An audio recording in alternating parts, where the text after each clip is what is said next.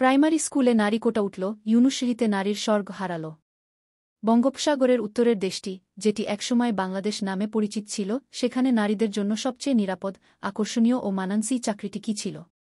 না, সেটা ব্যাংকার নয়, সিইও হওয়াও নয়, বরং সরকারি প্রাথমিক বিদ্যালয়ের সহকারী শিক্ষকের চাকরি। ৩তম গ্রেডের এই চাকরিতে বস প্রধান শিক্ষক নারী, তার বস সহকারী উপজেলা থানা শিক্ষা কর্মকর্তা, এডিও নারী, তারও ঊর্ধ্বতন কর্মকর্তা উপজেলা থানা শিক্ষা কর্মকর্তা, টিউ সবাই নারী। একটি স্কুলে যদি রেস্ট রুম বা শিক্ষকদের কক্ষ থাকে, সেটিও মূলত নারীদের জন্য বরাদ্দ। এটি যেন নারীদের জন্য একটি স্বতন্ত্র ও নিরাপদ কর্মপরিবেশ, যেখানে ৮০% ক্ষেত্রেই নারীরা নারীদের অধীনে কাজ করেন। নিজ এলাকায় পোস্টিং, ঝামেলামুক্ত কাজ, প্রচুর সরকারি ছুটি আর শিশুদের সঙ্গে আনন্দের সময় কাটানোর সুযোগ, সব মিলিয়ে এটি ছিল নারীদের জন্য এক স্বপ্নের চাকরি।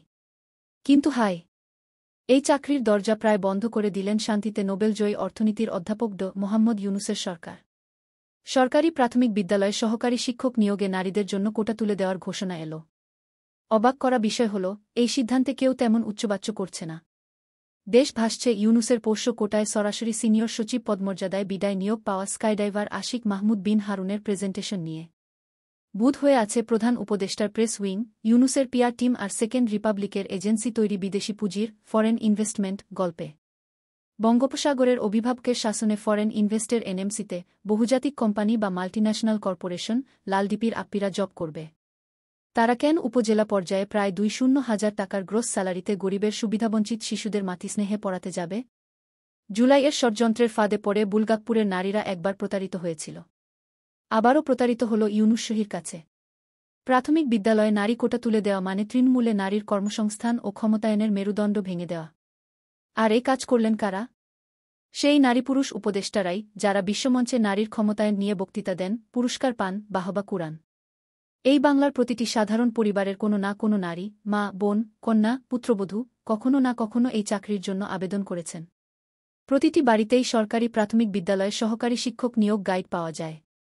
প্রায় প্রতিটি বাবা, ভাই, স্বামী চেয়েছেন তাদের মেয়েরা, বোনেরা, স্ত্রীরা এই চাকরিতে পাক। সেই স্বপ্নের চাকরি হারিয়ে গেল। জুলাইয়ের ষড়যন্ত্র মেয়েদের আন্দোলনের কারণে সফল হয়েছে, তারা বুঝুক। এভাবে বলে দায়িত্ব এড়ানো যায় না। কারণ আমাদের শিশুসন্তানদের জন্য নারী শিক্ষক অপরিহার্য। বাংলাদেশের মোট ৬৫,৫৮৭টি প্রাথমিক বিদ্যালয়ে কর্মরত নারী শিক্ষক ২-৩-৫-৬-৭-০ জন। পুরুষ শিক্ষক ১-২-৭-০৩-৯ জন। আপনার মা-বোন বুকন্যার চাকরি মেধার নামে কেড়ে নিয়ে আপনার শিশুকে নিরাপত্তাহীন করে সেই চাকরি আপনার বাবা ভাই স্বামী পুত্রকে দেওয়া হবে, আপনি কি তা চান? শুধু একটি প্রশ্ন, শিশুসন্তান কার কাছে বেশি নিরাপদ? এই নারী শিক্ষকরা শুধু পড়ান না, তারা শিশুদের মায়ের মতো আগলে রাখেন। প্রাক-প্রাথমিকের বাচ্চাদের কোলে নিয়েও লেখাতে হয়, পড়াতে হয়। গুড টাচ, ব্যাড টাচ, এমন অনেক বিষয় আছে। একজন পুরুষ শিক্ষক কি এগুলো এতটা সাবলীলভাবে করতে পারেন? আপনার শুধু কন্যাসন্তান নয়, পুত্রসন্তানকেও এমন স্কুলে পাঠিয়ে কতটা নিশ্চিন্ত থাকতে পারবেন, যেখানে শুধু ব্যাডা আর ব্যাডা? সরকারি প্রাথমিক বিদ্যালয়ে পড়ে নিম্নবিত্ত আর দরিদ্র পরিবারের শিশুরা। তারা অনিরাপদ হলে কার কি? নারী, তুমি ফিরে যাও রান্নাঘরে পুরুষতন্ত্রের সেবাদাসী হয়ে। পাকা সুদের কারবারি ড ইউনুস এই সিদ্ধান্তে তার নিয়োগদাতা সমন্বয়ক জামাত হেফাজত হিজবুতদেরও খুশি করেছেন। কারণ তাদের মতে নারীর জায়গা তো ঘরেই। শতবছর আগে রোকেয়া সাখাওয়াত হোসেন যে নারীদের ঘর থেকে বের করে শিক্ষিত ও স্বাবলম্বী হতে বলেছিলেন, ইউনুস ইতিহাসের সেই ভুল শুধরে দিলেন। ইতিমধ্যে গার্মেন্টস কারখানা বন্ধ হয়ে হাজার হাজার নারী বেকার হয়েছে। এখন প্রাইমারির চাকরিও বন্ধ। ইউনুসের মাস্টার স্ট্রোক।